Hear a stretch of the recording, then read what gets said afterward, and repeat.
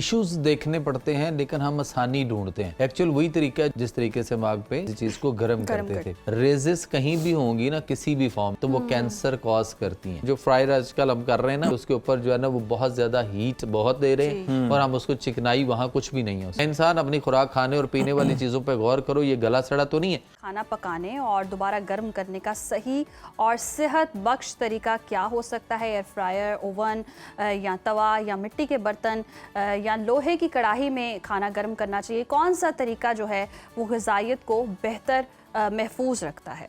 और क्या बार बार खाने को गर्म करना आपकी सेहत के लिए नुकसानदेह हो सकता है? और अगर किसी सूरत ओवन या फिर एयर फ्रायर इस्तेमाल करना नागुज़ीर हो तो कौन से बर्तन ओवन में मुफीद और कौन से नुकसानदेह होते हैं? सादा और काबिल अमल मशवरों के लिए इस वक्त हमारे साथ मौजूद हैं माहिर नेचुरोपैथी डॉक्टर जमील मेहरवी साहब। गुड मॉर्निंग, वेलकम टू सुनो पाकिस्तान। डॉक्टर साहब, खाना पकाने और गर्म करने का सही और सेहत बख्श तरीका क्या है? पहले इसको डिस्कस कर लेते हैं। बहुत शुक्रिया जी। एक्चुअल वही है जो हमारे आबा अजदाद करते रहे जी। हमें वही बात जो मैं अक्सर कहता होता हूँ ना कि बैक टू नेचर होना पड़ेगा। बहुत सारी चीज़ें अभी और आएंगी, जैसे एयर फ्रायर की अभी बात चल रही है, बहुत सारे लोग उस पे हैं, तो इश्यूज देखने पड़ते हैं लेकिन हम आसानी ढूंढते हैं। एक्चुअल वही तरीका है जो हम आग पे, जिस तरीके से हम आग पे किसी चीज़ को गर्म करते थे। और गर्म करने के लिए भी जाहिर बात है, फ़र्ज़ करें कि आप दूध को ओवन में गर्म करेंगे तो उसकी वो पोजीशन नहीं होगी जो आप आग पे गर्म करेंगे।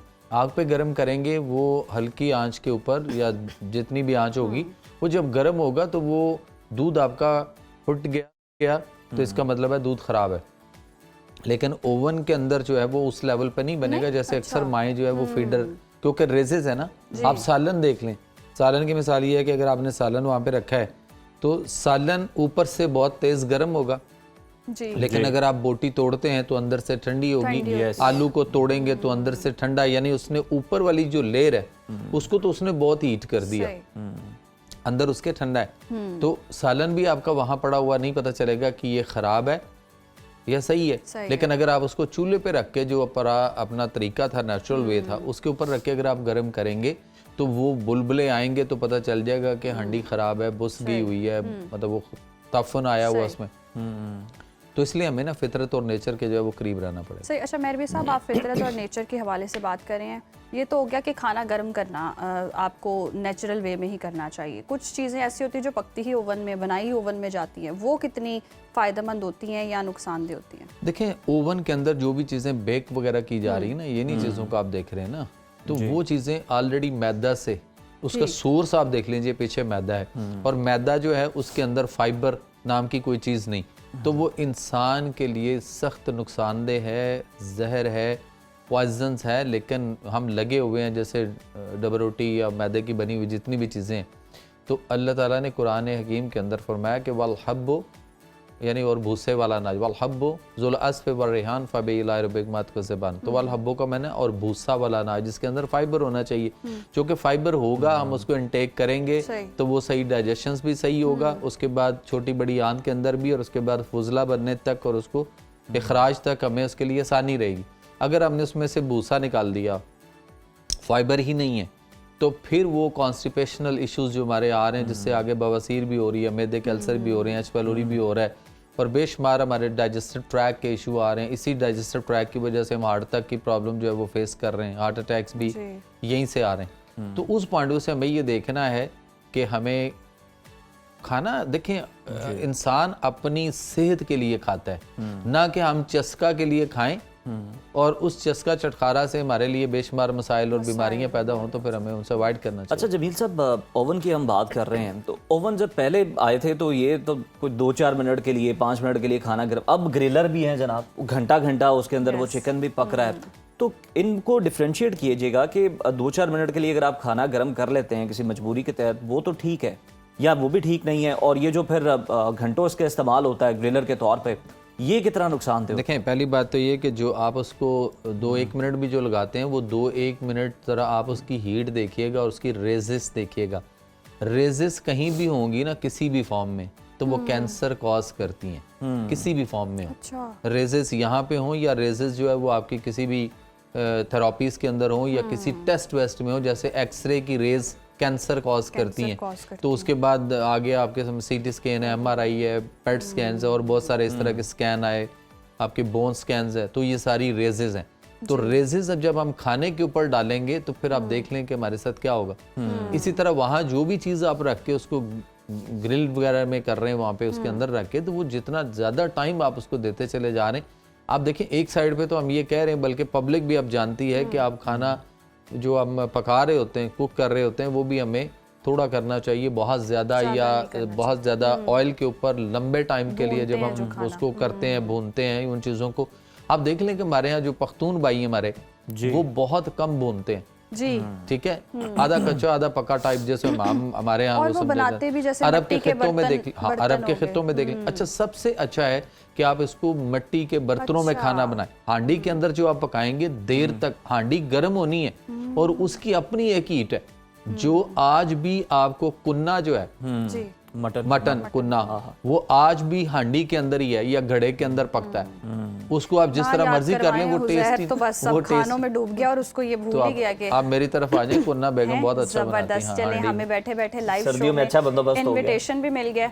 हम जरूर ये खाना भी खाएंगे। लेकिन अच्छा बहरवी सब टेस्ट का भी डिफरेंस होता है, मतलब मिट्टी के बर्तन में अच्छा खाना बनता है। आप साग, आजकल साग चल रहा है, साग को आप किसी भी बर्तन में बना के कोशिश कर लें, ठीक है। लोग प्रेशर कुकर में भी साग बना रहे हैं, मुख्तलिफ तरीकों से बना रहे हैं, मुख्तलिफ बर्तन इस्तेमाल हो रहे हैं, लेकिन आज भी साग आपका जो है वो हांडी के अंदर जो पकेगा उसकी बात कुछ और है, और लकड़ी की वो जो आग होती है उसके ऊपर अगर जो साग बनेगा उसकी पोजीशन और है बनिस्बत इसके कि हम दूसरा। और फिर यही होता है कि जो इंसान बीमार होता है फिर उबली चीजें खा रहा होता है, उबली सब्जियां और उबली सारी चीजें, फिर भी तो उसी तरफ आना। जमीन साहब, इसके एक्सट्रीम नताइज क्या देखे हैं इस तरह की चीजों को खाना खाने में? एयर जो फ्रायर आजकल हम कर रहे हैं ना, वो भी आप देखें कि आपका बिल्कुल उसके ऊपर जो है ना वो बहुत ज्यादा हीट बहुत दे रहे हैं और हम उसको चिकनाई वहाँ कुछ भी नहीं है उसकी। और हम समझते हैं अल्लाह ताला ने हलाल हवानी जानवरों के अंदर जो फैट रखा है वो हमारी सेहत के लिए बहुत अच्छा है, हमें उसको इनटेक करना चाहिए। कोरियर के अंदर 10 साल एक स्टडी हुई है, 10 लाख लोगों के ऊपर जो है वो स्टडी होती रही, सॉरी 1 लाख लोगों के ऊपर 10 साल स्टडी होती रही और उनको 3 डिफरेंट ग्रुपों में जो है वो डिवाइड किया गया था। और जब रिसर्च प्रिंट हो गई, पब्लिश हुई है, तो उसमें उसका ये कहा गया, उसके अंदर 2 चीज़ें बहुत अच्छी हैं कि एक तो कोलेस्ट्रॉल बढ़ गया तो खुशियां मनाएं, और दूसरा उसके अंदर था कि लंबी उम्र के लिए कोलेस्ट्रॉल बढ़ाएं। आप ये देखें ना कि गाड़ी अगर आपने आज किसी भी शोरूम से बाइक है या कोई भी गाड़ी अगर आपने निकलवाई है तो जो उसके इंजन के अंदर ऑयल उन्होंने कंपनी ने डाल के भेजा, क्या हम उसी के ऊपर ही चलते रहते हैं सारी उम्र? तो मेरे साहब जिनके कोलेस्ट्रॉल बड़े होते हैं वो तो परेशान होते हैं। वो परेशान इसलिए होते हैं कि उनको परेशान किया गया ना, ताकि दवाइयां बिकेंगी, वो इसके पे लगी और सारी जिंदगी कोलेस्ट्रॉल। और उस स्टडी के अंदर डेथ रेट 3 ग्रुप थे, 14 साल से लेके 97 साल तक के मर्द, खवातीन, बच्चे, बूढ़े, जवान सबको रखा गया और 3 ग्रुपों में तकसीम किया गया। सबसे ज्यादा डेथ रेट उनके अंदर आया जिनका कोलेस्ट्रॉल लो रखने की कोशिश की गई, और सबसे ज्यादा जो मसाइल बेहतर रहे, यानी कोई प्रॉब्लम नहीं हुई उनको और अच्छी सेहत के साथ उन्होंने लंबी जिंदगी, और डेथ रेट जिसमें कम था वो उनका था जिनका कोलेस्ट्रॉल हाई था। तो ये बात कोरिया में स्टडी हुई है, वो पब्लिश हुई है। बात यह है कि यहाँ पे हम कोई बात करते हैं ना तो बेशुमार नीचे कमेंट्स देने वाले अजीबोगरीब, मतलब वो कुरान का फैसला है कि इल्म वाले और बे इल्म बराबर नहीं हो सकते। तो हम तो मुख्तलिफ चीज़ों को स्टडी करके रिसर्च पेपर से ये चीज़ें लेकर आते हैं, लेकिन पब्लिक में एक बैठा हुआ रजाई के अंदर बैठ के अपनी जो उसके यानी आपकी बॉडी के अंदर तरावत जो है ये बहुत ज़रूरी है।